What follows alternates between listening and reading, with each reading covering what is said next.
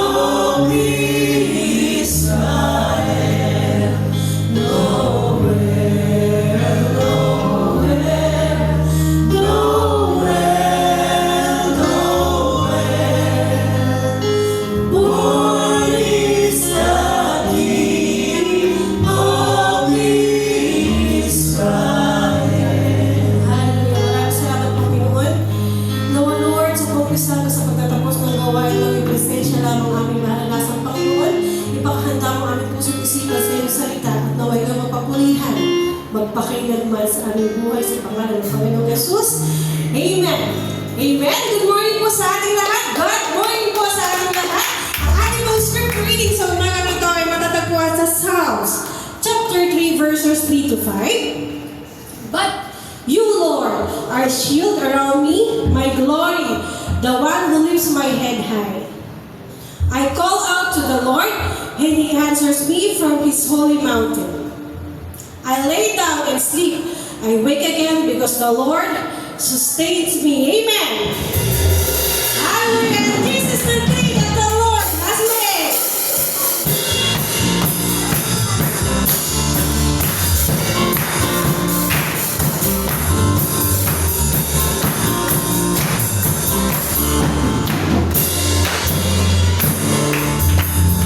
That's a lie. The church we hold and praise the sky. In the mercy each day we're alive. To glory.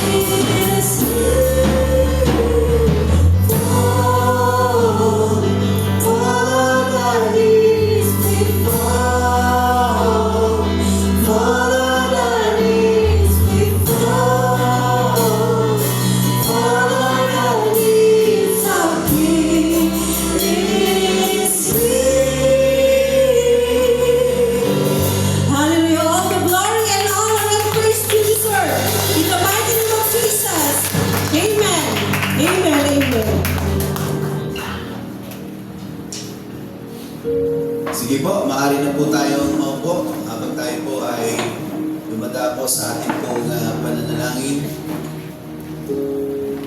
Lord, sa umaga po ito, kami po ay nagpupuri, nagpapasalamat po sa iyo.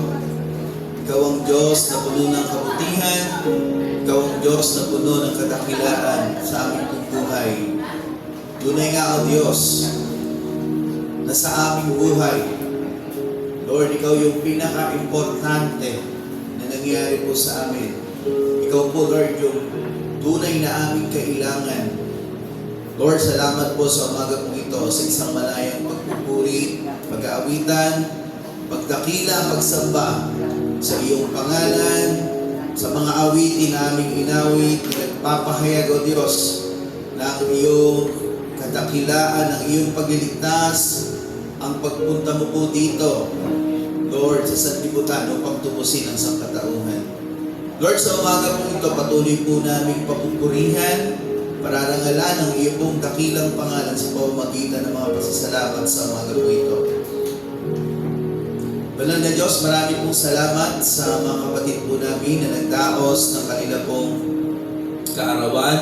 Salamat po, Panginoon, sa panibagong taon ay pinagkaloob po sa kanila.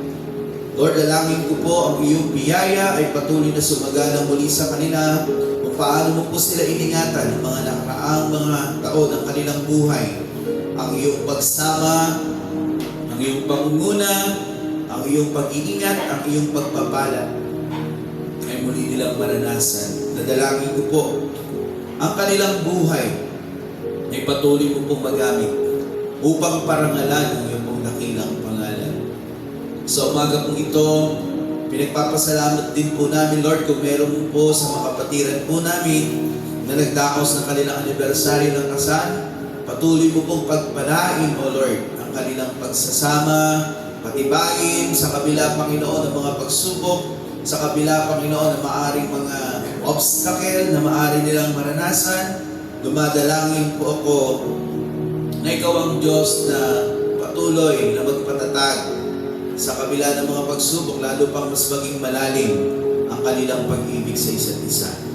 Dumadalangin po ako, Lord, na pagpalain mo po ang kanilang buhay. At Lord, ang iyong pag-ibig ang manatiling bigkis po sa kanila. Maraming salamat din, O Diyos, sa mga panalangin na binigyan mo po, Lord, ng katugunan, mga kahilingan na patuloy po namin inilalapit po sa iyo sa panahon ng aming mga personal na pananalangin, sa panahon ng aming pananalangin dito po sa church upang tumawag po sa iyo sapagkat, Lord, walang ibang pag-asa kundi ikaw. Walang ibang makakatulong kundi ikaw. Dahil ang iyong kapangyarihan ay hindi po namin kayang sukatin. Higit pa ba sa maaari namin isipin at hilingin ang iyong pong magagawa. Lord, sa umaga pong ito, kalakip na mga pasasalamat ay ang mga kahilingan na patuloy po namin itinataas. Kung meron man pong kahilingan patungkol sa kanilang pananampalataya na ang nais po nila ay lubusan kang makilala, nais po nilang patuloy na lumagok sa pananampalataya. Dumadalangin po ako, Panginoon, na ipaunawa mo po sa kanila na ang kahalagahan ng patuloy na pananatili po sa iyo sa pamamagitan ng pag-aaral ng iyong salita. Lord, daily devotion, yung kanila pong pagsasaliksik, pag-unawa sa iyong mga salita ay napakahalaga upang maintindihan po namin ang iyong naisin, upang maulawaan po namin ang iyong katangian, ang iyong kadakilaan, ang iyong nais na gawin sa aming buhay. Gayun din po, O Diyos, Lord, ipaunawa din sa kanilang kahalagahan ng patuloy na pananalangin. Sapagkat sa panahon ng panalangin, O Diyos, ay nagpapakahayag ka sa amin. Lord, sa pananalangin po namin, nire-reveal mo po yung mahalagang bagay. Binibigyan mo kami ng wisdom upang maunawaan po namin ang iyong mga plano. Upang, Lord, kami ay makapaglingkod at makasunod po sa iyo. Dahil ikaw ang Diyos na nagbibigay po sa amin ng kaalaman, ng karunungan, at napakahalaga ng panalangin upang ibuhos mo po ito sa amin. Napakahalaga ng panalangin upang ang aming buhay ay iyong mahubog, upang ang mga bagay na hindi po namin kayang gawin, ikaw po, O Diyos, ang kikilos, sapagkat sa iyo ay walang imposible. Kaya din po, ang patuluyang, Lord, pagdalo sa iyong mga gawain. Lord, pagdalo sa mga cell group, pagdalo sa iba't ibang mga gawain, Panginoon, na ang mga gawain ito ay napakahalaga sapagkat, Lord, sa ganitong paraan nakakapagpalakasan po kami. Sa ganitong paraan, Panginoon, natututo po kami at lalo pong sumisigla ang aming pananampalataya. Dalangin ko po, Lord, ang kahalagahan ng mga bagay na ito ay maunawaan ng iyo pong mga anak upang ang kanilang pananampalataya ay patuloy na lumago, magbunga, dahil ang naisip mo po sa kanilang buhay ay magamit mo po sila na maging daluyan, Panginoon, ng iyong salita, maging instrumento, Lord, na maglalapit ng kanilang kapwa sa iyo upang maligtas.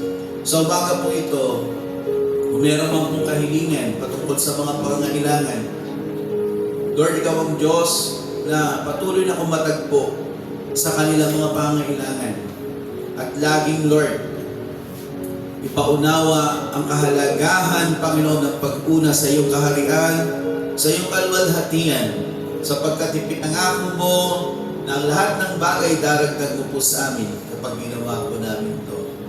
Ikaw po ang dapat na prioridad sa aming buhay.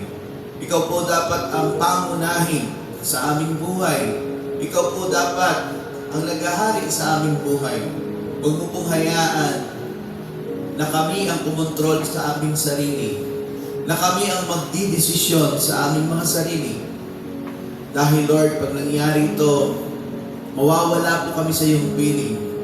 Dahil noon pa mang panahon, unang panahon na kung saan ginawa ng mga hari ang sarili nilang desisyon at pamamalakad, ngunit sila ay naligaw dahil walang gabay na nagmumula po sa iyo.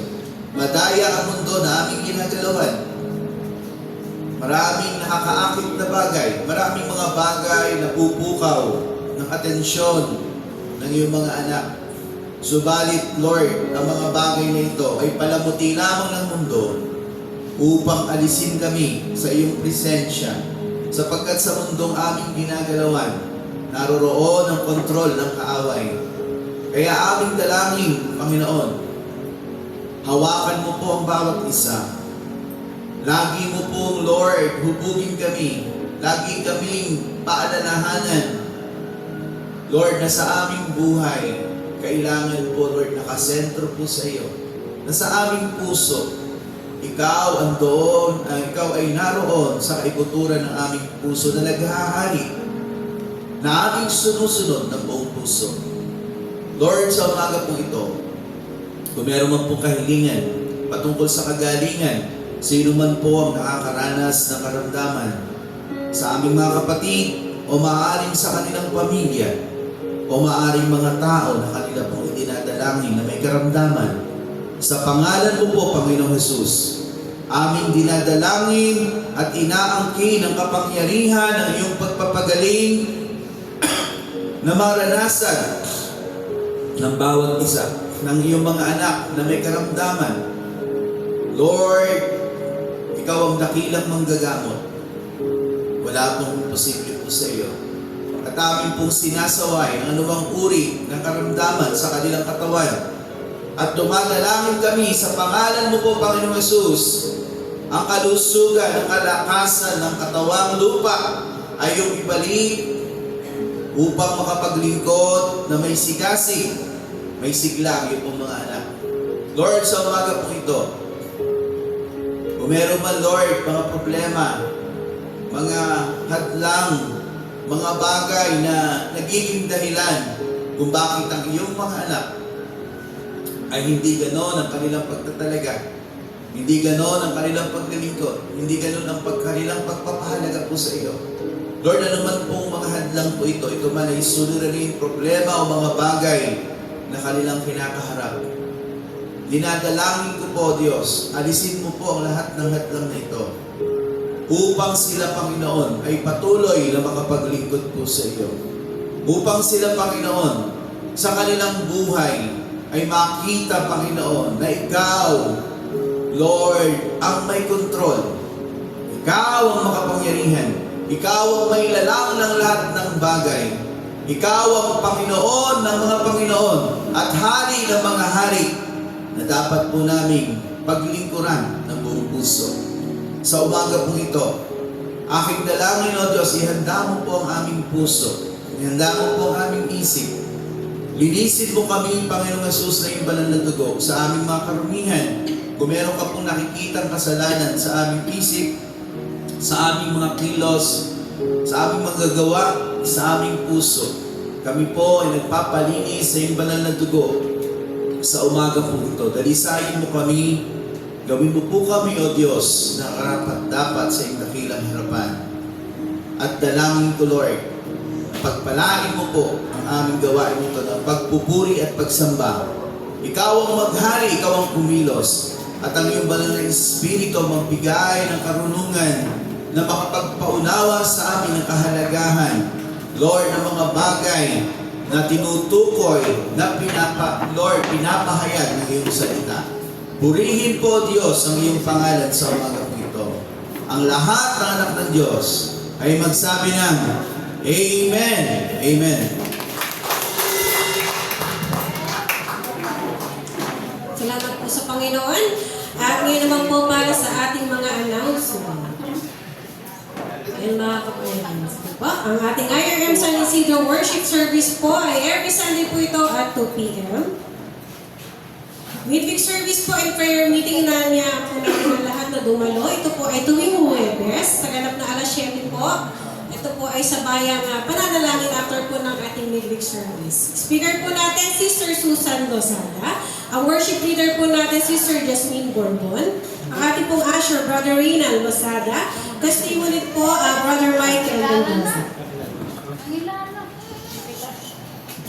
And kindly send your prayer request po to our group chat so that we can pray for them during our prayer meeting. Ito po yung sa ating family GC. Kung kayo po ay naka-add, pwede po kayo mag-send ng iyong prayer request para sa darating na Huwebes po sa ating prayer meeting ay mapanalangin po namin ito. Para naman po next Sunday, December 15, 9:30 ang ating speaker, Reverend Pastor Manu Castro, ang ating worship leader, Sister Cristita Barza. Para naman po sa ating tithes and offering encouragement, Sister Patricia Laportesa. Para naman ang usher po natin, Sister Jasmine Borbon, our sponsor, Brother Renan and Sister Miriam Lazada. And our ministries po Talban Aita Community Mission po every Saturday po ito at 8 a.m. NCR District 1 Kalka Pamaskong Alay sa December 14 po ito at 8 a.m. sa IRM Malanday. At announcement namin po, kung kayo po ay nakatanggap ng letter galing sa officer po ng ating kababaihan ngayon, maaari lamang po before December 14, maibigay na po natin ito sa ating officer para sa Pamaskong Alay. Simbang Gabi, ito po ay sa December 18, mga kapatid, meron po tayong Simbang Gabi. Ito po ay gaganamitan 3 gabi, 18, 19, 20, 7 p.m. po. Punta po tayo dito sa ating church. Ayan, lahat po ay invited para sa ating Simbang Gabi. Ayan, Christmas party po, ayan, ang ating church sa December 22, 2024 at 4 p.m. sharp. Ayan po mga 4 p.m. nandito po tayo na po mga kapatid. Ayan, page change gift po tayo 200 pesos. Christmas tree offering meron din po. Bring your gifts of joy and let's make this Christmas season a time giving, kindness, and unity. Lahat po ay invited na kapatid. Ayan. Ito naman pong Christmas holiday raffle ticket. Ito po ay fundraising ng ating finance to support our church. Ayan. Mga kapatid, tayo po ay magtulong-tulungan sa maubos na natin itong ticket na ito. At mamaya po after service, aabutan po namin kayo ng tig-iisang booklet. So, isa-isa na po ito mga kapatid. Ito naman is gagawin natin para sa ating Panginoon. Ito is to sustain, di ba, yung church natin, mahal natin ang Panginoon, huwag natin ito isiping burden, no? Na magbibigay. Hindi, kasi ito ay gawin mong kagalakan sa puso mo na maitatag mo yung salita ng Panginoon. Amen? Amen? Okay, lahat na nag-amen po ay bibigyan ng tag-iisang booklet mamaya. Okay, maraming salamat po at iaabot po ito after service. Salamat po. 25 kilos of rye, kettle at burner, tapos may grocery packs po ito. At i-raffle via live Facebook. Ayan, thank you po. See teachers meeting po after Sunday service.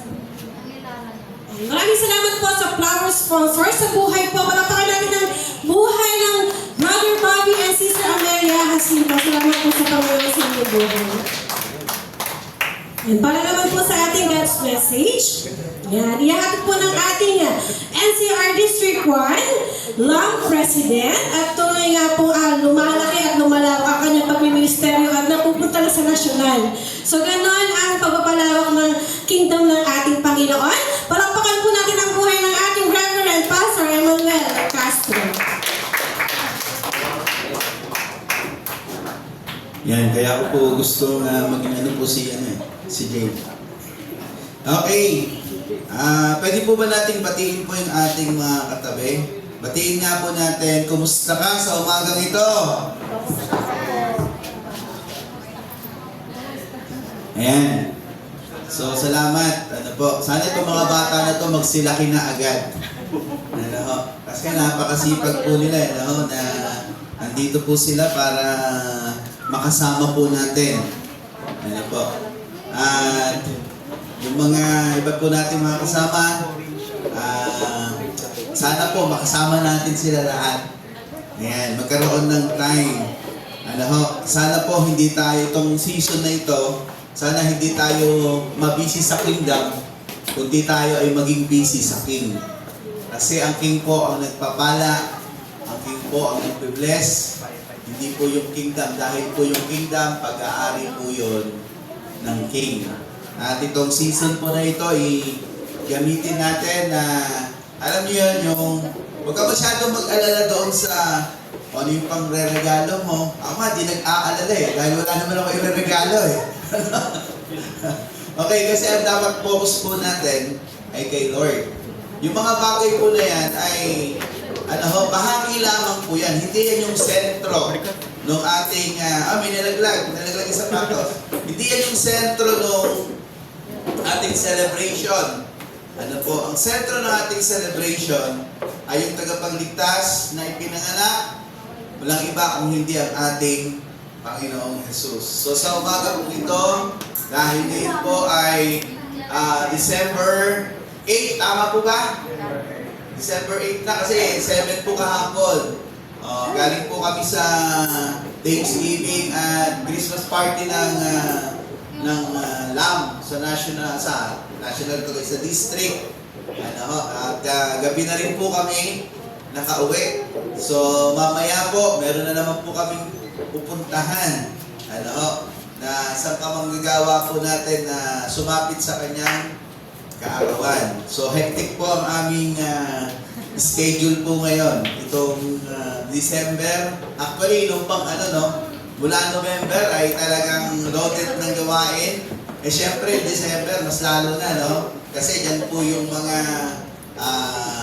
gawain sa distrito, sa mga church, sa iba't ibang mga pinapasukan niyo po kung kayo pumapasok sa school, sa company, sa office. Kaya napaka-busy po ng panahon po natin ngayon. Pero gaano man tayo ka-busy, dapat meron po tayong time para kay Lord, dahil yun po yung napaka-halaga na siyang ating maging priority sa ating pong buhay. Okay, so season is in the air na ilang araw na lang. Ilang araw na lang po ba bago mag-Christmas? Yun, talagang updated si Okay. So, pero then, ibasta mo na. Okay. Okay. So, yan. 17 ang sabi ni Kuya Rodel. Mukhang updated si Kuya Rodel. Ang galing Okay. So, ilang araw na lang ay magdiriwang na tayo ng ating pong Christmas. Kaya, Uumpisahan na po natin yung oras na ito ng pag-aaral patungkol doon sa pagdating ng ating tagapagligtas. Okay, sino po ba yung tagapagligtas po natin? Ano po? Akala ko si Superman. Okay, sino po? Jesus! Okay, sabay-sabay po. Sino po? Jesus! Si Jesus, no? Si Jesus, na siya ang ating tagapagligtas. Ano ho? Na ito yung sineselebrate po natin, na kaya ko binabanggit po kanina, na huwag nawang mangyari na ang nagiging sentro na ng celebration ay yung mga event, kung ano kakainin, ano kaya kakainin ko? Ay, wala pa akong damit na isusuot. Ano ho? Ay, wala pa akong nakabastang panregalo. Okay. So, lahat ng po na yan, minsan nakakapag, sa atin ng nakakapag-aligaga po sa atin Ano ho? Huwag nyo na akong ibalot, okay lang po nga.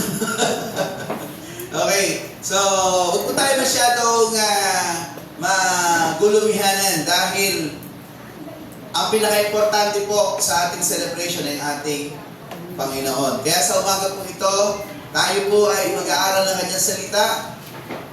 Tayo pong lahat ay tumayo at ating pong buksan ang ating mga Biblia sa aklat po ng Lucas. Lucas chapter 1, verse 26 to 38. Ulitin ko po, Lucas, Kapitulo 1, talatang 26 hanggang 38. Ito po yung talata na ating pong pag-aaralan sa umaga pong ito. Aking pong babasahin at inyo pong tunghayan ang inyo pong mga Biblia. Kung kayo po ay may dalang Biblia. Sabi niya po rito, okay, so sa Luke, Isaiah po yan, no? Nasama po dyan. Yung Lucas po, mamaya po yan natin Sa Lucas po, baka po kayo malito, Isaiah po yung napagsama lang po yan. Ang ating text po ay sa New Testament, Lucas chapter 1, o Luke chapter 1, verse 26 to 38. Okay, sabi po rito, ng ika-anim na buwan na ng pagdadalang tao ni Elizabeth, ang anghel Gabriel ay sinugo ng Diyos sa Nazareth, Galilea, sa isang dalaga na ang pangalay Maria. Siya ay nakatakdang ikasal kay Jose, isang lalaking buhat sa lipi ni Haring David. Paglapit ng anghel sa kinaroroonan ng dalaga, binati niya ito, "Matuwa ka, ikaw ay kalugod-lugod sa Diyos," wika niya. "Sumaiyo ang Panginoon." Nagulumihanan si Maria sa gayong pangungusap na iniisip niya mabuti kung ano ang kahulugan niyon. Kaya sinabi sa kanya ng anghel, "Huwag kang matakot, Maria, sapagkat kinalulugdan ka ng Diyos. Makinig ka, ikaw ay maglilihi at manganganak ng isang lalaki at siya'y tatawagin mong Jesus. Magiging dakila siya at tatawaging anak ng kataas-taasan. Ibibigay sa kanya ng Panginoong Diyos ang trono ng kanyang amang si David. Maghahari siya sa angkan ni Jacob magpakailanman, at ang kanyang paghahari ay walang hanggan." "Paano mangyayari ito, ganong ako'y dalaga?" tanong ni Maria. Sumagot ang anghel, "Bababa sa iyo ang Espiritu Santo at lililiman ka ng kapangyarihan ng kataas-taasan. Kaya't banal ang ipapanganak mo at tatawaging anak ng Diyos. Natatandaan mo ang iyong kamag-anak na si Elizabeth. Alam ng lahat na siya'y baog, ngunit naglihi siya sa kabila ng kanyang katandaan.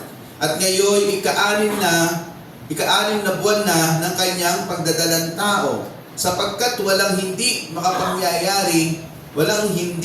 mapapangyari ang Diyos." Sumagot si Maria, "Ako'y alipin ng Panginoon, mangyari sa akin ang iyong sinabi," at nilisan siya ng anghel. Pinagpala po ng Diyos ang kanyang mga salita. Tayo po'y sumandaling manalangin. Panginoon, salamat po sa araw na ito ng aming pagsamba na aming aalalahanin. Lord, ang iyong pagpunta dito sa lupa, ang iyong pagliligtas sa sangkatauhan. Lord, pagpalain mo po ang umaga pong ito sa aming pag-aaral. Ikaw po ang maitaas at mapapurihan. Bigyan mo kami ng kaunawaan sa tulong at gabay ng iyong banal na Espiritu upang aming maunawaan ang kahalagahan, Lord, ng aming pag-aaral na ito. Purihin ang iyong pangalan sa pangalan ni Jesus. Amen. Amen. Pwede na po tayong maupo. Okay, so dito po sa ating binasa, merong anghel, no, na nagpunta at nagpahayag kay Maria na siya, ano daw po? Siya ay maglilihi. Okay. Kaso yung panahon po na yon, yun po yung time na malapit na po silang ikasal ni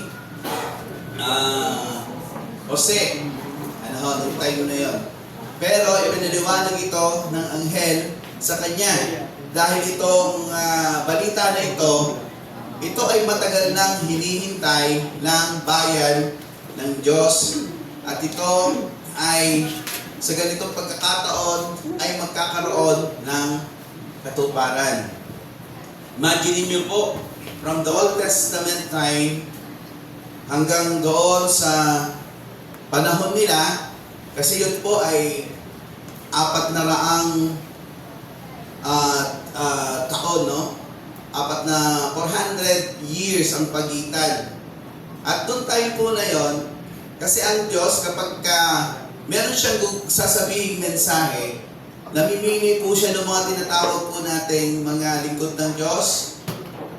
Yan po ay mga propeta. At ang mga propeta ay po sa book ng Biblia ng Bible, meron po dyan tinatawag na major prophet and minor prophet. Parang ano lang sa music, may major and minor. Okay, ang dahilan po kasi niyan, pag sinabi ko kasing major prophet, it talks about doon sa haba ng kanilang letters. Sabihin, mas mahaba yung kanilang sinulat, at yun naman po minor, mas maikli. Kaya doon po hinate yung kanilang grupo. So sila yung mga inaatasan ng Diyos na magpapahayag nung panahon po ng ancient time, nung panahon ng bayan ng Diyos. Pero pagdating po doon sa kahuli-hulihan noong Old Testament, na wala pong tinawag, walang tumayong prophet. Kaya nga po yung canonism ng Bible, para medyo may idea lang tayo. Ang canonism, yung paglalagom ng Bible, ang pinag-uusapan po kasi dyan, para maging inspired po yung Bible, kailangan merong Diyos na nagpahayag at may ginamit na propeta. Kaya nga po yung pagitan po niyan, nadagdagan po yan sa ibang mga sa Catholic po, meron po yan nakalagay dun sa gitna. So yun po ay, ang pagitan po noon, 400 years of silence. So hindi po yun na kasama, kaya yung ano po natin, may pagitan yan. Kasi wala naman pong tumayong mga propeta at that time, walang pahayag. Kaya nga tinawag na silent. Kasi tahimik. Walang tinawag ang Diyos na tatayo. Doon sa panahon po na yon. At sa panahon po na yun, marami din nangyari. Okay, kung ako po yung tatanungin nyo, hahaba po yung kwento po natin dyan kasi maraming pangyayari yun Pero ito, re-recommend ko po sa inyo. Ito, meron tong history sa gitna. Kung ano yung mga event na nangyari, nandiyan po yan. Actually, maganda po itong Bible na to na meron pang matutunan doon sa ano ba yung nangyari sa pagitan. So may mga revolt dyan na nangyari. May mga kaguluhan dyan na naganap. Hanggang sa dumating, yung pagkakataon na ito, na doon pa lang nagkaroon ng nagpahayag. At hindi na po yung prophet ang ginamit, kundi mismong anghel ang bumaba para magpahayag doon sa piniling babae. Sino po yung babaeng pinili? Si Maria. Dahil ano yung dahilan bakit pinili si Maria? Nasumpungan kasi si Maria na karapat-dapat. Sabihin, pag sinabing karapat-dapat, nakita yung kanyang buhay na sumusunod sa Diyos. Ibig sabihin, andun yung kanyang pagsunod, katapatan sa kanyang pagkilala sa Diyos bilang isang Hudyo. Kaya nga sabi nung sumpungan kang karapat dapat sa harapan ng Diyos. At siya yung pinili. So ito po yung nangyari. At ito po yung sinasabi dyan sa Isaiah. Basahin po natin. Pakibasa nga po. Therefore, the Lord himself will give you a sign. Behold, the virgin shall conceive and bear a son, and shall call his name Emmanuel. Okay, therefore the Lord Himself will give you a sign. Behold, the virgin shall conceive and bear a sign, and shall call his name Emmanuel. Ayan, actually, dyan po nag-originate yung pangalan ko. Ano po ba ibig sabihin ng Emmanuel? Ano ba ibig sabihin ng Emmanuel? Okay, ang Diyos ay sumasa atin. So, dyan po ay makikita po natin sa Isaiah chapter 7 verse 14, binanggit na merong isang babae na pinili na siya yung magdadala ng sanggol sa kanyang sinapupunan at tatawagin itong Emmanuel. So, ito po yung matagal nang hinihintay ng mga Hudyo sa panahon po nila. At ito pong ating pag-aaral, sa umaga po ito pinamagatan po natin Christ's birth, the fulfillment of prophecy. Sabihin nga po natin, Christ's birth, The fulfillment of prophecy. okay, ang ganda ng image siya. No. Okay. So, Christ's birth, the fulfillment of prophecy. Yung kapanganakan kasi ng Panginoong Yesus, matagal na pinangako yan sa kanyang bayan. So, lumipas yung panahon, still yung pangako ng Diyos, hindi niya nakakalimutan. Kaya nga kung ahanap ka ng matandain sa pangako at hindi sumisira, sino po yun? Walang iba kundi ang Diyos. Hindi niya sinisira yung pangako niya. Kung ano yung pinangako niya, tutuparin niya po yun. At sa panahong ito, nang maihanda yung lahat, at andyan na yung pinili niyang babae na si Maria, ay ibinanggit ng anghel yung kanyang magiging bahagi po dito. So yung kapanganakan ng Panginoon po ito ay may mga ginamit. May ginamit para mas isakatuparan. Isabihin, gumamit ng instrumento ang Diyos para maisakatuparan yung kanyang pangako. At ito po yung ating titignan sa ating pag-aaral. So, dalawang bahagi lang po ito. So, ang Diyos, kapag meron siyang gagawin, meron siyang mga bahaging ginagamit para maisakatuparan yung kanyang nais iparating po sa atin. Katulad tong unang panahon. Di ba? May mga taong sumulat ng Biblia. Naging instrumento para ipahayag yung mensahe na nais ng Diyos na iparating sa kanila. Kaya nga po binanggit ko yung mga prophet kasi sila yung kinakausap ng Diyos. Yung mensahe, dinedirekta ng Diyos sa kanila. Isulat mo to sa kanila, sabihin mo to sa kanila, inuutusan niya itong mga tao na to na kanyang pinili para magpahayag. Okay. So, lagi pong ganon ang ginagawa ng Diyos. Pero this time, ibang klaseng pagpapahayag na po to. So, tignan po natin paano inirelay ng Diyos yung kanyang message sa ating po sa sangkatauhan. First is, God sent a messenger. Pag messenger po, ano po yan? Tagapag? Kasi di ba sa opisina, may mga messenger po actually, naging messenger din po ako Pero trabaho talaga doon, ako yung nagdi-design, gumagawa ng design. Ano po ako, drafting So may table ako doon. Ang ginagawa ko po doon, dito po yun sa Project 4 dati. Napasok ako po dyan. Nagdi-design po ako ng mga piniprint sa damit. Yung mga damit po niya binibenta sa ibang bansa. Pero pag wala akong gawa, kasi Minsan natatapos ko na, wala na akong gagawin. Utusan naman ako, mag-ano ka muna. Messenger ka muna. Okay, so nung nag-messenger ako, hirap kasi nun eh. Wala pa kasi nun. Wala pa cellphone po nun. Ang ano mo lang doon, tatawag ka. Tapos yung location, uutusan ka. Dito sa Karuhatan po yun, yung mga ano, hirap po maghanap ng location dyan sa Karuhatan kasi maraming pasikot-sikot dyan eh. Pero lagi ko tinatandaan yung instruction nung nagbibigay nung kung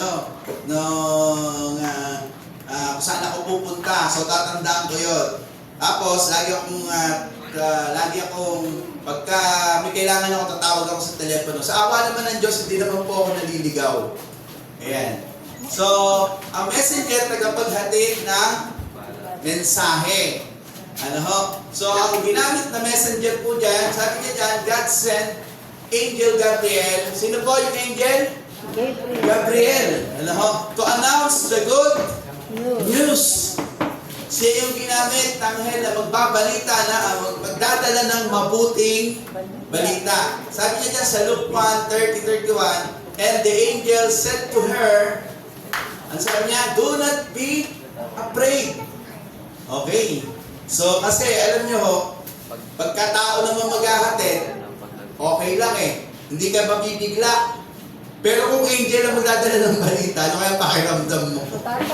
Okay. Di ba? Magkakaroon ka ng iba to eh. Alam niyo yun, iba kasi yung kalagayan nun eh. So, ramdam mo yung iba yung mapakiramdam mo. Meron po talagang hindi mo mapakiwari kung excitement ba yun o may takot. Kaya nga sabi diyan, do not be afraid, Mary, for you have found favor with God. So sa 31, Mary, for you have, and behold, you will conceive in your womb and bear a son, and you shall call his name Jesus. Ayan na po. Ano po? Okay. So, inutusan yung anghel na magdala ng balita para maisagawa, mai-prepare yung gagawin ng isinend kasi kailangan po ng Panginoon na may panganak. Amen? Okay, kaya nga po, ang ginawang pagtubos ng Diyos, hindi po napakasimple. Isinend niya yung kanyang anak na si Jesus, na ang nagdala po nito ay si Maria sa kanyang sinapupunan para maipanganak at matupad yung kanyang misyon. Sabi niya po dito, ang Diyos ay may tamang panahon, perfect timing sa pagtupad ng kanyang pangako. Amen po ba? Okay. Alam niyo po, ang naging problema, di ba ang mga Israelita, alam naman nila na sinugo ng Diyos si Moises para sa kanila, para ilabas doon sa Egypt. Okay. Pero nung nasa panahon po sila nung tinatawag na kanilang paglalakbay, doon po sa ilang, nasa panahon sila ng paglalakbay doon sa ilang, ano yung nangyari po sa kanila? Nang problema na sila ngayon. Ano ho?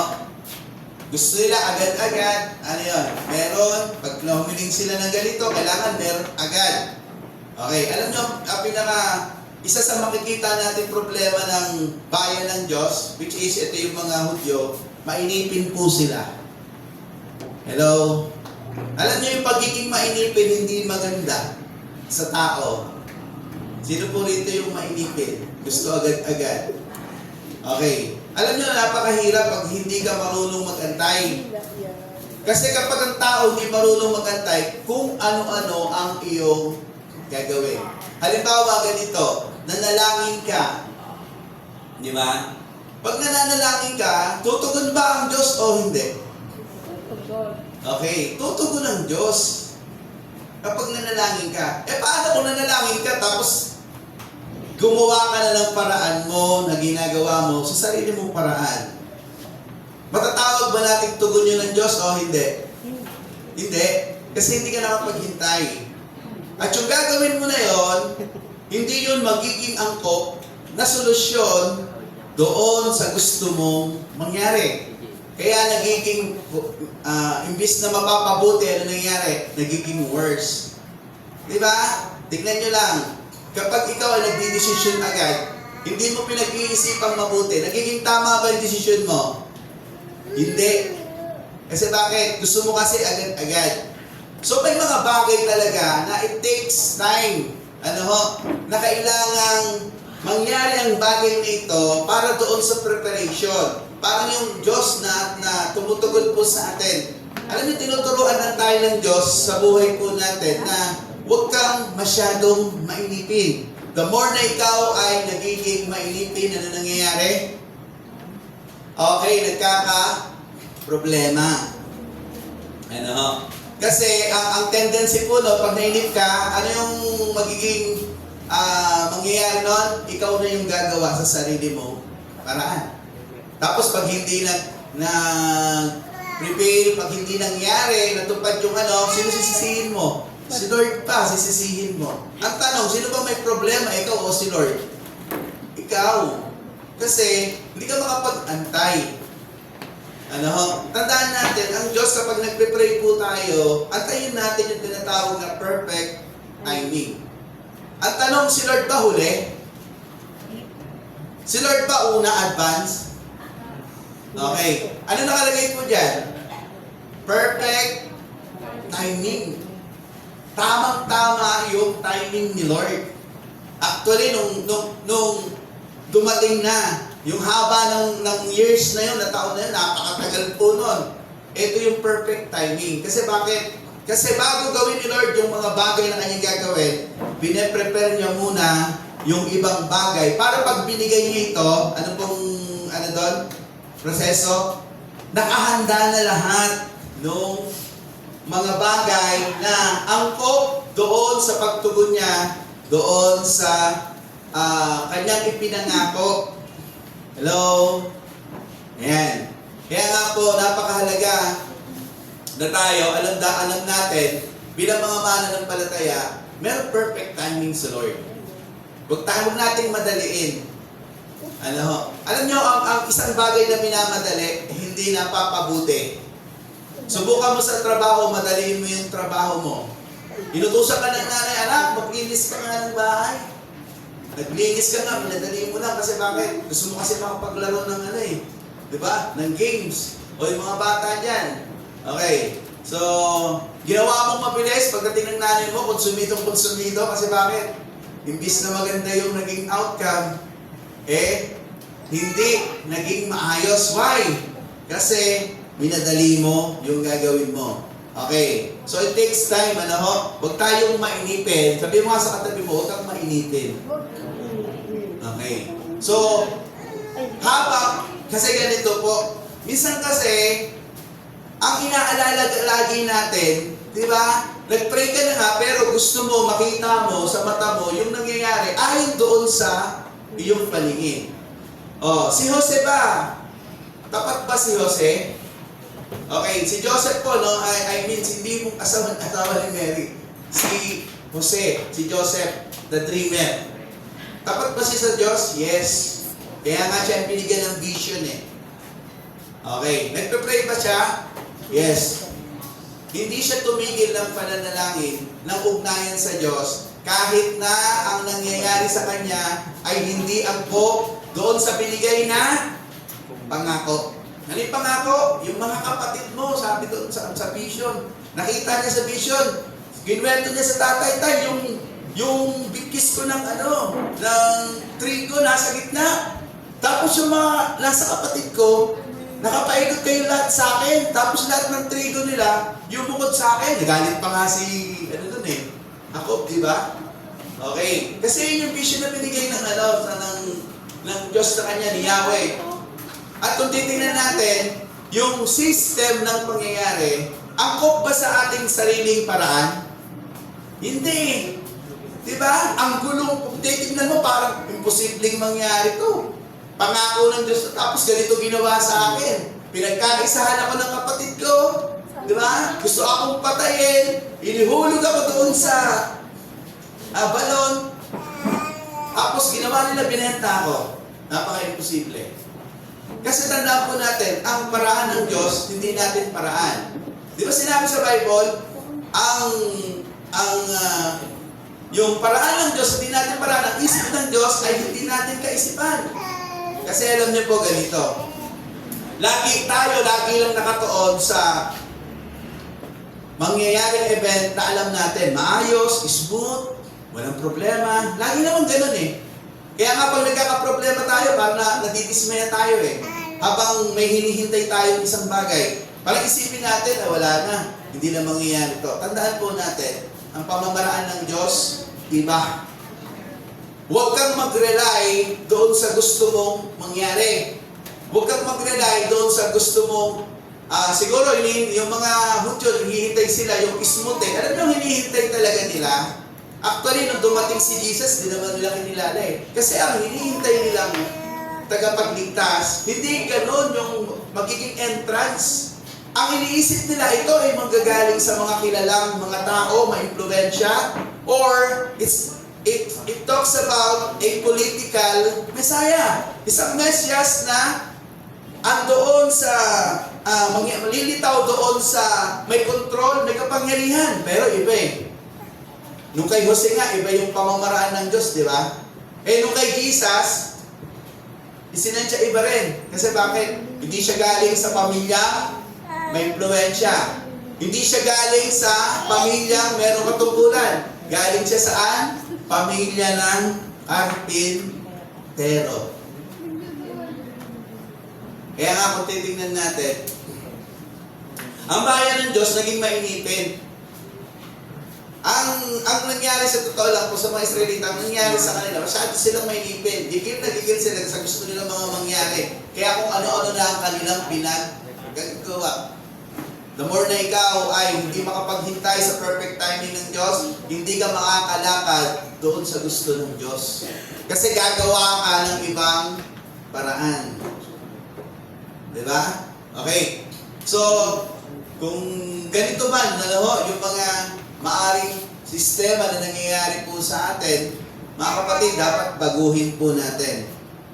As si Lord, may perfect timing. Sabi niya rito, ito ay totoo sapagkat isang anghel ng Diyos ang may dala na balita.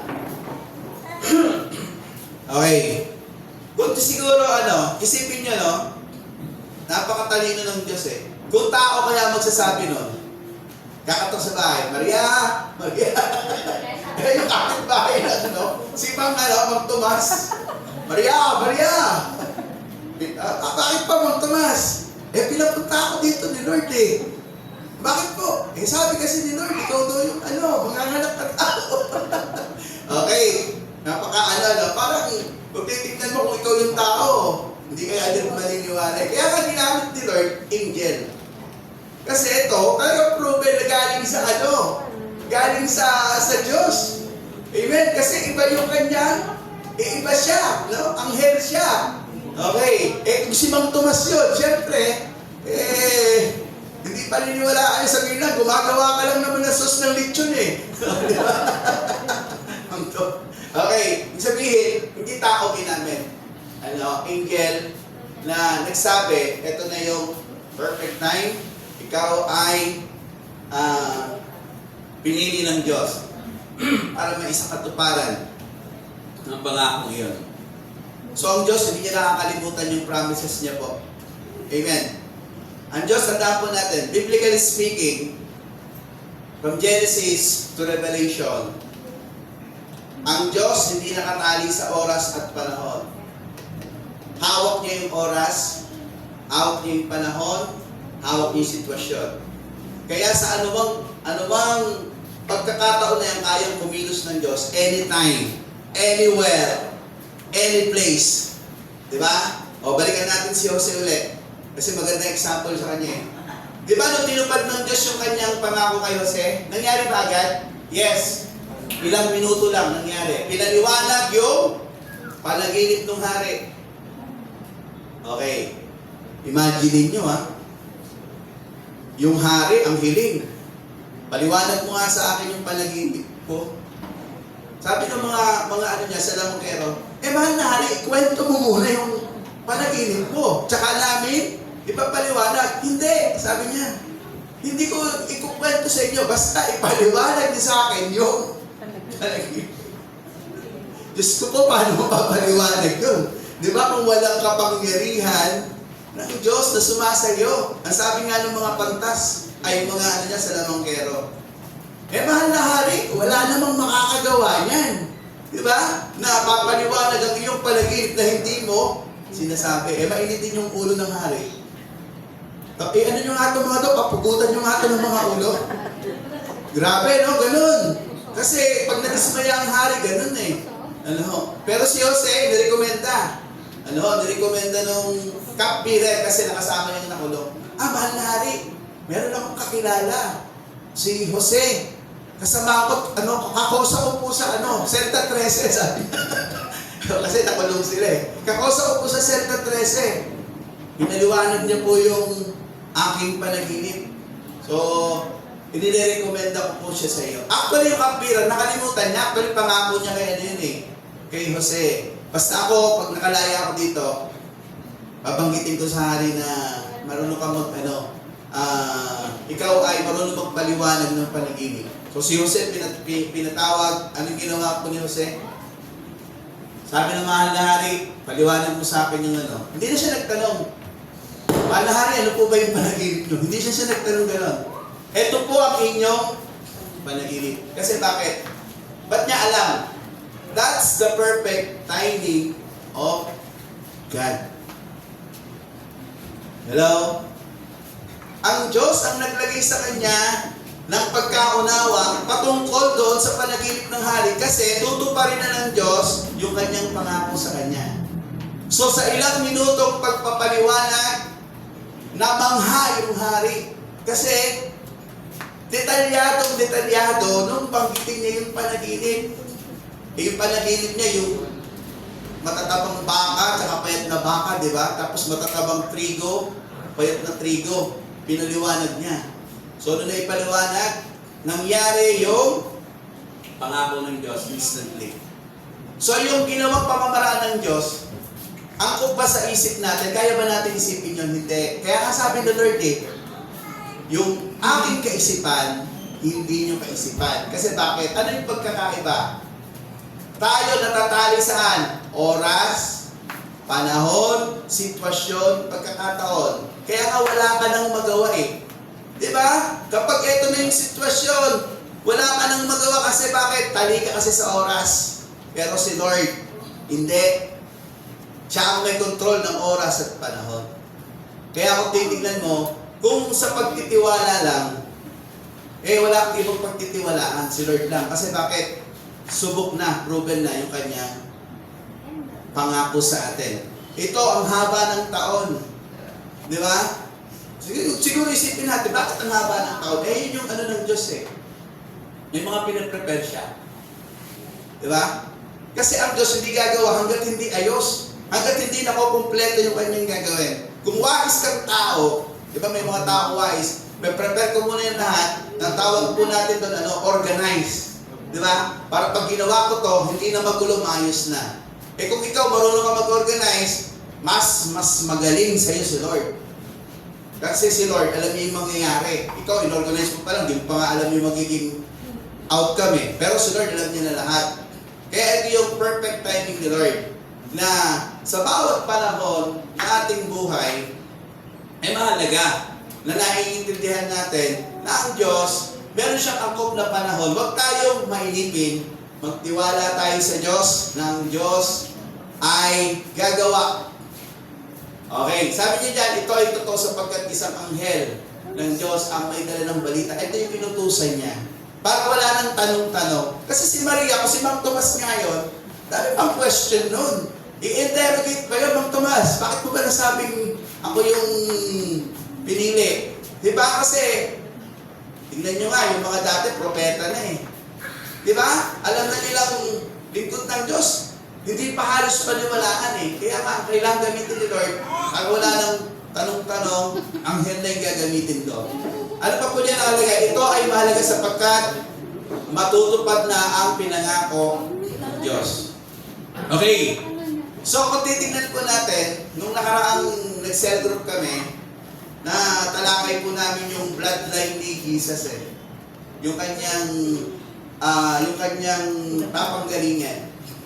Okay. So sa pinanggalingan ni Lord, may na-involve na na hindi Hudyo, Hentil. Sa linya ng bago dumating si Jesus, merong Hentil. Kaya nga kung titignan nyo, pagdating ng kaligtasan, bago pa dumating yung pagliligtas, pinrepare na ng Lord na magkaroon ng bahagi doon sa event na mangyayari yung Hentil. Kasi yung Hentil wala talagang karapatan sa kaligtasan. Ang kaligtasan ay para lang sa mga Hudyo. Hello? Sila lang talaga. Kaya nga, yung unang utos sa kanila, higpit huwag kayong mag-aasawa ng ibang lahi. Okay.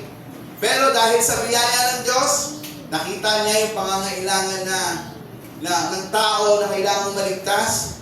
So doon pa lang sa linya ng ni Jesus, nagkaroon na ng participation yung mga Hentil.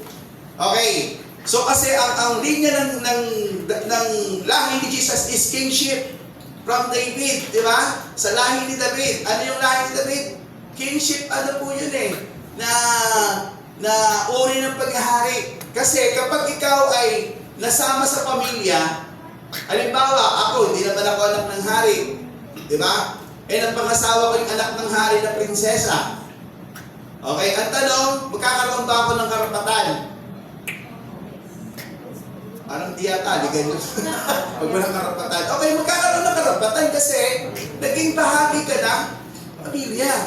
Kaya nga yung pagdating ng Panginoong Jesus sa kanyang pagliligtas, pinrepare na ng Diyos na makasama ang mga Hentil na kanyang iniligtas. Kasi doon pa lang sa preparation, in-involve na. Pag ikaw ay nasama sa pamilya, nagkakaroon ka ng tinatawag na karapatan. Pero yung right na yon ay hindi dahil na-involve siya, kung hindi kabutihang loob ng Diyos kasi gusto niya maligtas ang lahat ng tao. Okay. Kaya hindi na natin isipin, bakit kaya in-extend ng Diyos Kasi gusto nga ng Diyos maligtas Bago pa lang dumating si Jesus, pinrepare na ni Lord yan. Kaya nga si Lord, bago dumating, nakaprepare na yung lahat ng bagay. Amen. Ganun katalino si Lord, mga kapatid. Pag tumupad siya ng pangako, very smooth, maayos, walang problema. Hindi katulad sa atin, pinilit natin. Gawan ng solusyon. Pinilit natin, gawan ng sarili natin paraan. Ano yung naging outcome? Lalo ka ng problema. Kasi bakit? Kasi hindi umaangkop yung ginawa mo doon na solusyon doon sa problema mo talaga. So, ang kailangan po, marunong tayong magantay sa perfect timing ni Lord. Amen. Ano ba yung mga gusto mong mangyari ngayon sa buhay mo? Hello? Tapos pinipilit mong gawin, nasasacrifice ngayon yung iyong relasyon sa Diyos. Kasi bakit? Kasi gusto mong gawin yung mga bagay ito, minamadali mo, na nagsasuffer ngayon yung iyong relasyon sa Diyos. Kasi bakit? Nakakalimutan mo na siya, napopokus ka sa isang bagay. Kasi tandaan natin, kapag tayo ang tumugon sa gusto natin mangyari, hindi tayo mapapalapit sa Diyos. Malalayo tayo sa Diyos. Kasi bakit? Kasi makakalimutan natin siya, mapopokus tayo sa ibang bagay. Tingnan niyo po yung mga tao po ngayon. Saan po nakapokus? Even Christian.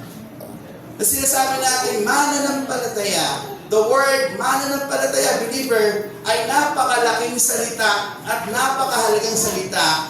Pero it takes for granted na maraming Kristiyano. Believer Di ba pag sinabing believer, pag tinignan mo nga sa yan, mananampalataya sa dictionary, ang lalim nga ng yan Di ba? Pero minsan yung believer, di naiintindihan. Kasi bakit? Kasi nako-compromise nga yung pagiging Kristiyano. So mahalaga na nananatili tayo doon sa kalooban ng Diyos, ginagawa ng Diyos.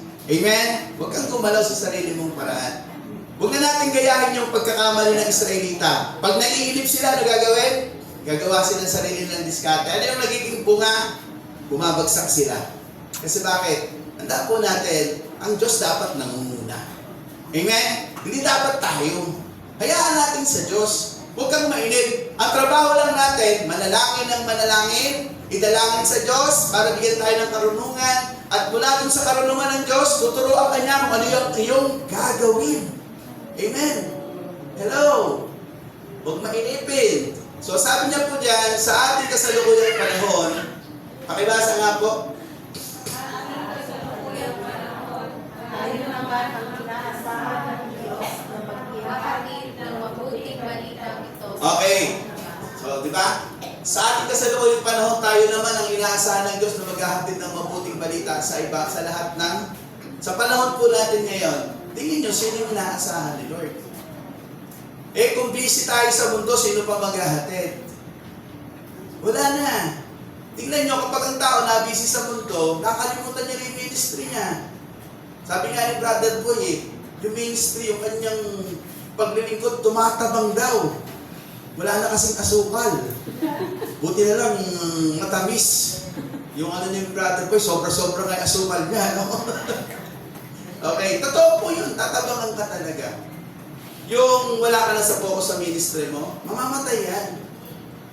At po natin, hindi naman sinabi ni Lord, kalimutan mo yung trabaho mo, kalimutan mo yung mga gusto mong gawin. Ang sabi lang ni Lord, ako yung unahin mo. Hello? Hindi sinabi ni Lord, iwan mo na yan. Hindi naman sinabi ganun eh. Ang sabi lang ni Lord, unahin mo ako. Pag-una. Kasi pag inuuna mo, yun yung nagpapakita na siya ang iyong Panginoon, siya ang iyong hari, siya yung sinusunod mo, sa kanya ka nananampalataya, at ikaw ay sumusunod at inaantay kung ano yung gagawin ng Diyos. Amen. So kalimutan na po natin na masyado tayong mainipin. Ano ho? Sa mga mainipin po, napalpak po ang buhay. Ulitin ko po, sa mga mainipin, napapalpak po ang buhay. Hintayin po natin ang gusto mangyari po ng Diyos. Pangalawa, ito po sa ating pag-aaralan. Okay, God used the person. Kanina, ano sabi, God sent? Ano yung sinend niya? Messenger, angel, ang inano. Ngayon, ito naman po, God used a person. Sabi niya dyan, you have found favor with God, the Lord is with you. She will bear a son through divine intervention. Wow! Di ba? Makikita po natin na makikita natin na yung gagawin ng Diyos kasi ang isang babae, manganganak lang yan, so natural process, kailangan niya ng binhi ng lalaki. Kaya nga tignan niyo po, yung pangako ng Diyos, doon pala nga sa Genesis eh. Di ba? Okay. So, ano yung pangako niya doon? Manganganak ang isang, di ba? Babae. Sabi niya doon sa Genesis, andun yan eh. Ang tawag mo doon, proto-evangelium. At ang ulo, ang ikaw ang aapak sa kanyang ulo. Siya naman ang tutuklaw sa iyong sakop. Tumutuko yun kay Jesu Cristo. Okay. Binhi ng babae, yung tinukoy doon. Eh si Jesus kasi nung ipinanganak, ang Holy Spirit ang lumukob kay Mary para siya magdalang tao. Hello? Kaya nga yung makikita natin eh, yung promises from Genesis, pagdating dito sa natupad eh. Di ba? Kasi may perfect timing si Lord. May timeline na tinatawag po ng Diyos. At ito pong si Mary ang nasumpungan, nakarapat-dapat na siya yung magiging ina ni Jesus. Pakibasa nga po na wala po pala. Okay. And the angel answered her, the Holy Spirit will come upon you and the power of the Most High will overshadow you. Therefore, the child to be born will be called Holy, the Son of God. Okay, sa Luke 1:35, mga kapatid. Okay, so ito pong pagdating ng napili na si Maria, meron naman po itong problema din. Hello? Kasi alam niyo po, pagka inuutusan tayo ng Diyos, hindi naman talaga very smooth yung mangyayari. Kailangan lang natin, andun yung pananampalataya natin. Kasi may mga po dyan talaga, obstacle. Pag sumusunod ka kay Lord, may obstacle po. Hindi siya very smooth. Tignan nyo, yung Bible character, pag sumusunod sila, di ba may mga may mga hadlang? Pero ano nangyayari kahit may mga hadlang? Dahil sa kanilang pagsunod, natutupad, nangyayari kasi bakit? Ang nagpapatupad po ng Diyos, hindi sila. Ang katungkulan lang nila ay sumunod. Ganon din po sa atin sa panahon po natin. Nang ipahayag kay Maria na siya ay magdadalang, siya yung pinili, maglilihi ng isang bata. Alam niyo ang kalagayan niya, malapit na siyang ikasal. Okay. So, tingnan po natin dito. Si Maria, sabi niya, ay nakatakda ng ikasal kay Jose. At ang mga Hudyo ay may tradisyong iniingatan at pinahalagahan. Ito po yung mga tradisyon ng mga Hudyo. Okay. Pakibasa nga po. Kedusya, pagiging banal, nida, okay, paghihiwalay.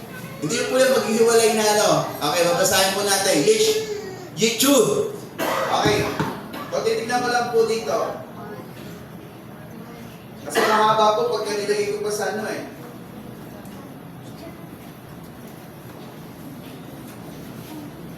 Okay, ito po yung mga binabanggit po dito. Okay, yung kedusya, pagiging banal, ang mga magkasintahan ay inaasahan na pananatilihin ang kanilang pagiging malinis at puro. Purity. Ang problema, hindi pa sila kasal, magdadalang tao na si Maria. Sa tradisyon ng Studio, mahalaga yun Ano mangyayari kay Maria? Magiging kahalaya po siya. Okay, ano mangyari? Imamahal siya ng mga kapitbahay. Hindi pa kakasal, buntis na. Okay. Kaya nga yung kalagayan ni Mary, ano bang hirap to, magdadala ka, hindi pa naman ako nag-aasawa, buntis na ako. Okay. Kaya ito si Jose, ang ginawa niya, balak niyang palihim na hiwalayan si Maria kasi para hindi siya malagay sa kahihiyan. Pero kinausap din siya ng anghel. Na yung kanyang dadalhin ni Maria Sanggol, iyon ay banal at galing sa Diyos. Kinausap siya. So, ito yung tradisyon na kanilang mahalaga po sa kanila sa tradisyon. Yung nida po, paghihiwalay. Ang mga babae ay hindi dapat makipag-ugnayan sa mga lalaki habang sila ay nagkakaroon ng monthly period. Regla kasi nakalagay dito Okay, hindi siya makikipag-ugnayan. Wala silang ugnayan. Kaya nga, paghihiwalay. So, hindi sila pwedeng magsama habang sila ay hindi pa kasal. Yung yichud, pag-iisa. Ito pong yichud, tingnan niyo po. Pag-isa, ang mga magkasintahan ay hindi dapat mag-isa sa isang silid hanggang sila ay ikasal o kasal. Ibig sabihin, kung matutulog man sila, andun yung kailangan meron silang kasama. So, ganun pala yung ng mga Hudyo. Kaya kung titignan natin, yung kalagayan ni Mary, hindi naman simple. May problema. Pero, inakap ni Mary dahil yun ay galing sa Diyos. Meron siyang kinakaharap. Pero kung iisipin niya yung problema, hindi na siya makakasunod. Tapos sabihin niya, Lord, paano kakasal ako? Ito yung panuntunan sa angkan namin, ng lahi namin. Pero, makikita po natin, si Mary ay buong puso sumunod. Hindi niya tinignan kung ano yung magiging problema kasi yun ay atas ng Diyos at mangyayari ang kalooban ng Diyos ayon sa kanyang mga sinabi. Sabi niya po rito, alam ni Maria na ito ay hindi isang simpleng bagay na kanyang gagawin. Ano po yung ginawa niya? Siya ay buong pusong nagtiwala sa kalooban ng Diyos. Alam niyo yung lahat ng bagay naman sa buhay natin, meron naman talagang difficulties Pero ang maganda dyan, kapag tayo ay nagtitiwala sa kalooban ng Diyos, ang Diyos ang sumasama po sa atin para ayusin yung lahat ng bagay. Ano pa po? Ibinigay niya ang sarili upang matupad ang plano ng Diyos. Okay. Alam niyo po ang problema ng minsan ang maraming Kristiyano, ang daming question, bago sumunod. Okay, hindi po ganon. Dapat nauuna yung pagsunod. Parang sundalo. Di ba sa sundalo, ano yung rule sa sundalo? Obey first before you complain. Ano ba tayo ni Lord? Sundalo tayo ng Diyos eh. Di ba? Okay, dapat ganun din yung ano natin, yung motivation. Kailangan ko muna sumunod. And actually, pag sumunod ka naman, meron tiyak na gagawin ng Diyos sa buhay mo. Si Mary, hindi pinabayaan ng Diyos dahil gagamitin siya ni Lord. Papabayaan ka ba ng Diyos, gagamitin niya? Hindi. Yung presensya ng Diyos, sasamahan ka, bagamat may mga problema, si Lord ang bahala doon. Amen. Ano sabi niya po dyan? Alam niya ang pangako ng Diyos sa kanila. Okay. Kasi Diyos siya eh.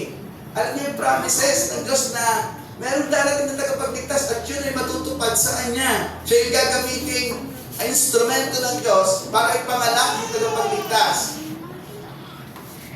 Okay. Kaya nga, sa ating buhay, napakahalaga na inuuna natin ginagawa. Ano ho? Yung kalooban ni Lord. Bagamat, pag inuna mo yung kalooban ng Lord, hindi smooth. May mga bagay na problema ka makikita, pero hayaan mo lang yung mga problema na yon. Sino ang gagawa doon? Si Lord. Hindi yun para sa iyo.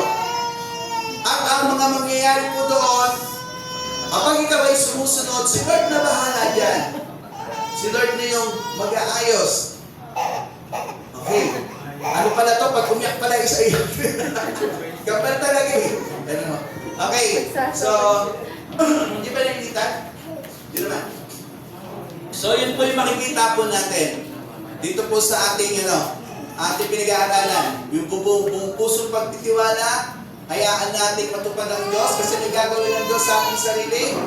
Hayaan natin na mangyari ang pangako ng Diyos. Gusto po ba natin gamitin tayo ni Lord? Sabi niya po dyan sa huli, sa ating kasalukuyang panahon, ano ang iyong magiging tugon sa layunin ng Diyos na ikaw ay gamitin niyang kasangkapan upang maisakatuparan ang kanyang mga plano na simulan. So itong season po na ito, hindi ito nagpapaalala para lang meron kang celebration. Ay, Christmas na! Kailangan na natin mag-prepare ng Christmas party. Ay, Christmas na! Kailangan na natin maghanda ng mga ireregalo. Well, anyway, yung mga bata, sipagan nyo. Sinasabi ko na sa inyo mga bata. Sipagan nyo mga bata. Naku po, nakahanda na talaga. Nakita ko, binabalot na.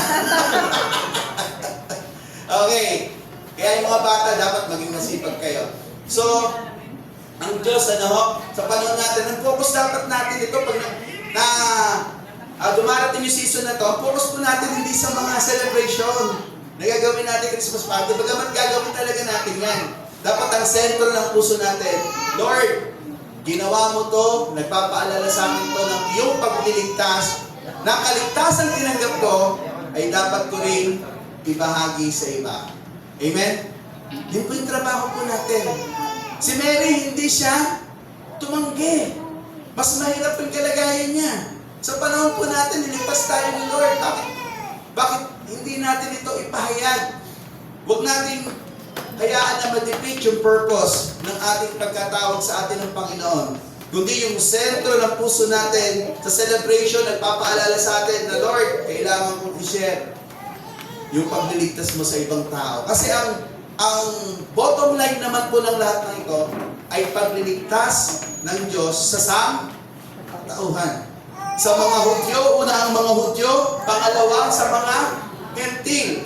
Kaya nga sinabi ni, dito po ako magtatapos, ni Pablo, hindi ko inahihiya ang sabi niya, ang mabuting balita. Ano ba yung mabuting balita? Ito kasi nung ipanganak si Jesus, meron siyang ginawang misyon. Tinupad niya yung mission niya na pagtubos ng kasalanan. At nang matupad yun, ito yung tinatawag po natin gospel. Ang sabi ni Pablo, hindi ko ikinahihiya ang mabuting balita sapagkat ito ang kapangyarihan ng Diyos sa ikaliligtas ng tao. Unay sa mga Hudyo, ikalaway sa mga Griego. Sino po yung Griego po doon? Gentil. Kaligtasan ng mga Hudyo, kaligtasan ng mga Hentil. Ano yun? Yung mabuting balita. Ano yung mabuting balita? Yung ginawa ng ipinanganak. Sino yun? Si Kristo na ating Panginoon. And the essence of everything ng Christmas is about the gospel of Christ. Ang essence pinakamahalaga sa Kapaskuhan ito ay yung pagliligtas ng ating Panginoon. Bagamat may party, bagamat may enjoyment, pero huwag natin kalimutan, ang sentro ng Kapaskuhan ito ay ang pagpapahayag na merong Kristo ipinanganak, namatay doon sa krus para tayo bigyan ng kaligtasan. Nawa po, hindi po mawala ito sa ating puso, kundi ito maging sentro ng ating pananampalataya, paglilingkod, saan man tayo pumunta. Meron kang makakahalubilo mga kaibigan, lalo na po ngayon Christmas, di ba? May mga bakasyon. Ibahagi mong salita ng Diyos. Huwag mong kakalimutan. Ito yung season na dapat natin hindi pinapalagpas. Ang season na bakasyon, pwede ibahagi ang salita ng Diyos sa sino mang tao. Makikita po natin kakilala, kamag-anak, kaibigan, katrabaho. Ibahagi po natin ang pagliligtas ng Panginoon. Huwag natin tanggihan, huwag natin kalimutan. Dapat tayo ay vessel ng Diyos na handang gawin ang ipinagagawa ng Diyos. Katulad ni Maria, no question.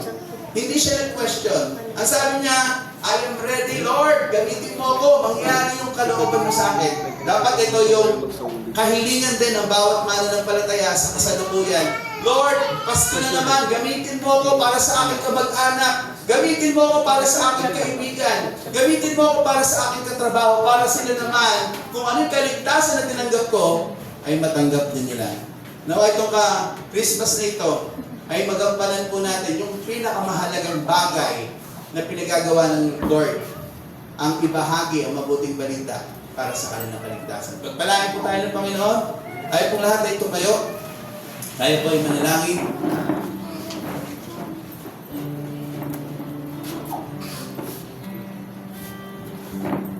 Lord, sa umaga po ito, salamat sapagkat tinupad mo ang pangako na darating na tagapagligtas. Salamat po Diyos, binigay mo po yung anak na si Jesus sa amin. Na sa araw ng Kapaskuhan, nagpapaalala po sa amin na siya ay pinanganak upang tuparin ang kanyang misyon ng pagliligtas. Siya ang kaligtasan ng lahat ng tao, maging mga Hudyo at Hentil. Dahil ang biyaya ng kaligtasan ay iyong inalok sa lahat ng uri ng tao. Maraming salamat sa iyong pag-ibig. Maraming salamat sa araw ng Kapaskuhan ito na nagpapaalala po sa amin na kami ang niligtas mo upang gamitin mo rin naman na magbahagi ng iyong salita upang maligtas ang marami pang tao. Lord, sa aming puso, ilagay mo po yung mga bagay na ito. Isentro mo po sa aming puso ang kahalagahan ng mensahe ng Kapaskuhan ito ng iyong pagliligtas upang taglayin po namin ito at ibahagi namin ito sa sino mang aming makakausap. Pagpalain mo po, Lord, ang season ng Christmas po nito na magamit mo po ang aming buhay, magamit mo po ang bawat isa upang patuloy na ipahayag ang mabuting balita ng iyong pagliligtas. Purihin po ang iyong pangalan sa umaga po ito. Sa pangalan ni Jesus, ang lahat ng anak ng Diyos ay magsabi ng Amen. Amen.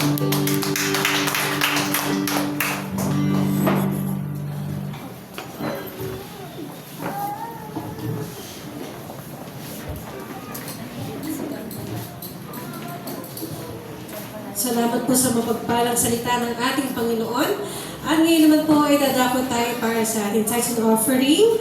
Tinatawagan ko po ang ating chairman, Brother Ray Acosta.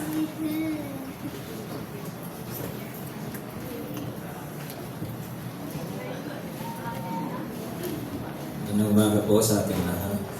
Ang ating pong tithes and offering encouragement ay matatagpuan natin po sa aklat ng 2 Corinthians chapter 9 verse 7. Ganito po ang sinasabi. Ang bawat isa ay dapat magbigay ayon sa sariling pasya. maluwag sa loob at hindi napipilitan lamang sapagkat ang hiling ng Diyos ay kusang pagkaloob. So, pagkakusang pagkaloob po, ang ating may maluwag yung kailangan po, may maluwag sa ating kalooban ang pagbibigay. Kasi po, kung tayo ay napipilitan lamang, may room dito sa chapter 6 kasi ay binanggit din dito. Tandaan ninyo ito. Ang naghasik ng kakaunti ay aani ng kakaunti. At ang maghasik naman ng marami ay mag-aani ng marami. So, kailangan ho, pagbibigay natin, hindi ho tayo na napipilitan na lang, na napipilitan tayo.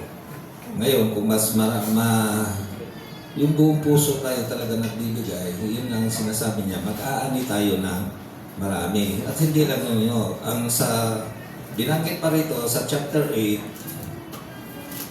ganito, magagawa ng Diyos na pasaganahin kayo sa lahat ng bagay, higit pa sa inyong pangangailangan upang may magamit kayo sa pangkawang gawa. So, sa pagbibigay ho natin at iyon ay magagamit ho natin ang naaanuhan pa rin natin, natutugunan natin yung pangangailangan ng iba. Katulad ng mga time na nagkaroon ng pandemic, meron tayong may naipon ng church noon. So, nakapagbigay tayo sa lahat ng mga kapatiran natin na nangangailangan. So, ganun lang po. Pag kailangan, magbigay tayo ng buo sa ating kaloob. Ito lang po. Maraming salamat.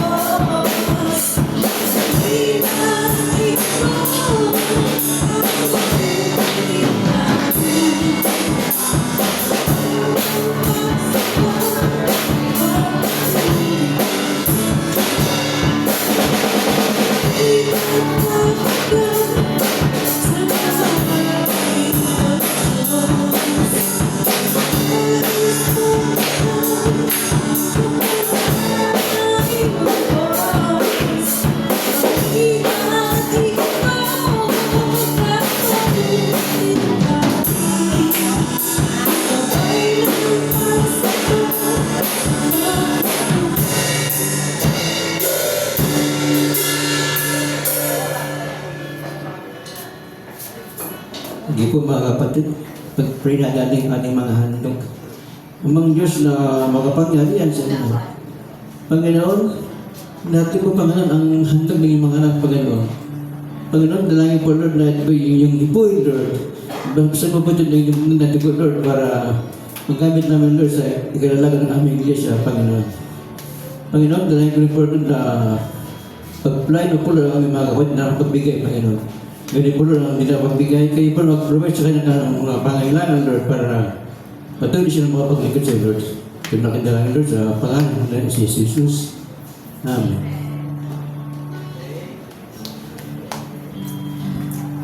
Salamat po sa Panginoon at kayo naman sasabuhan natin ng 5 piso mula sa ating mga puso. Ito po ay gawin mula sa tuloy na mga tutugon sa mga pangailangan natin.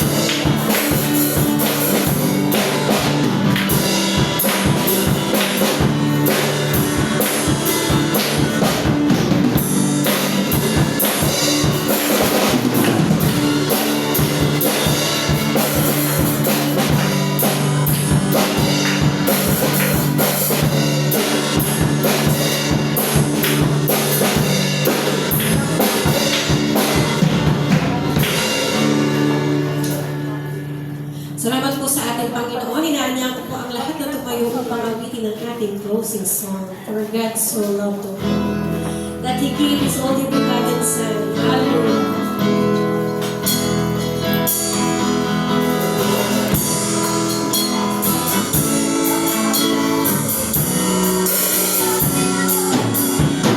For God so loved the world that He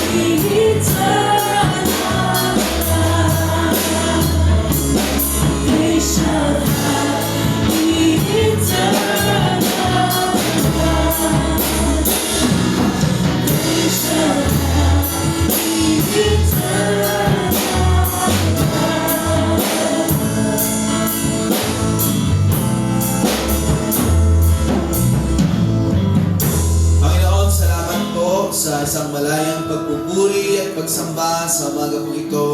Salamat po sa iyong mga salita. Dahil Lord, naunawaan po namin kung paano mo tinupad ang iyong mga pangako. Salamat din dahil Lord, nais mo po gamitin Lord ang aming mga buhay upang patuloy Lord na isakatuparan ang iyong planong pagliligtas sa sanlibutan ito. Kung paano mong ginamit si Maria sa panahon po nila. Sa panahon naman po namin, Lord, nais mo pong gamitin ng bawat isa na daluyan, Panginoon, ng iyong salita. Salita ng kaligtasan na iyong ginawa doon sa krus ng Kalbaryo. Iyong tinapos upang, Lord, ang bawat isa ay magkaroon ng kaligtasan. Nawa po, ang Kapaskuhang ito ay hindi masentro sa iba't ibang mga Christmas party sa pagbibigay ng regalo na kung saan, Lord, bahagi lamang ito ng aming pagsaselebrate dahil ang sentro ng aming celebration ay ang aming Panginoong Hesus na namatay doon sa krus. Tinubos ang aming kasalanan upang ang bawat isa ay bigyan ng kaligtasan. Ibahagi po namin ang mabuting balita sa aming mga kaibigan, sa aming mga kakilala, sa mga kaklase po ng aking mga kapatid, sa mga kapitbahay, sa kamag-anak, maging sa pamilya, upang sila naman din ay makarinig ng iyong salita ng mabuting balita at sila ay sumampalataya na kung saan ay tanggapin ang kaligtasan na iyong inaalok na walang bayad. Salamat po sa iyong pag-ibig. Salamat po sa iyong pagtupad ng iyong pangako, Diyos, na ipinagkaloob ang tagapagligtas dahil, Lord, Ikaw ang may kapangyarihan at may kakayahan na ang sangkatauhan ay alisin sa lusak ng kasalanan, kung kaya ipinagkaloob mo po ang iyong kaisa-isang anak upang mamatay para sa aming kasalanan, nagbayad upang kami ay iligtas. Salamat po, Diyos, sa umaga pong ito. Dalangin ko po, Lord, pagpalain mo po ang buhay ng aking mga kapatid. I-bless mo po ang kanilang pamilya. Palaguin mo po ang kanilang pananampalataya. Gamitin mo po, Lord, ang kanilang buhay na patuloy na nagdadala ng mabuting balita sa maraming tao. Ingatan mo po kami sa muli isang linggong tatahakin ng aming buhay. Ang iyong pagkaling at pagpatnubay ay aming maranasan. Sa pagtataas ko po ng aking kamay, iparanas mo po sa amin ang iyong mayamang basbas. Ang pag-ibig ng ating Amang nasa langit, ang patuloy nating maranasan, ang pagliligtas ng ating Panginoong Hesus, at ang patuloy niyang pagpapalago sa ating pananampalataya at gayon na rin ang pakikipisan ng diwang banal, ang siyang sumaating lahat mula ngayon at sa magpakailanman. Amen. Amen.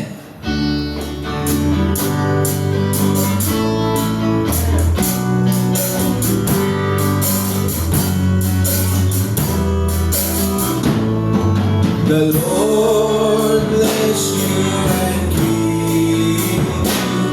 The Lord make His face shine upon you. And give you peace. And give you peace forever. The Lord be gracious to you. The Lord make His face shine upon you.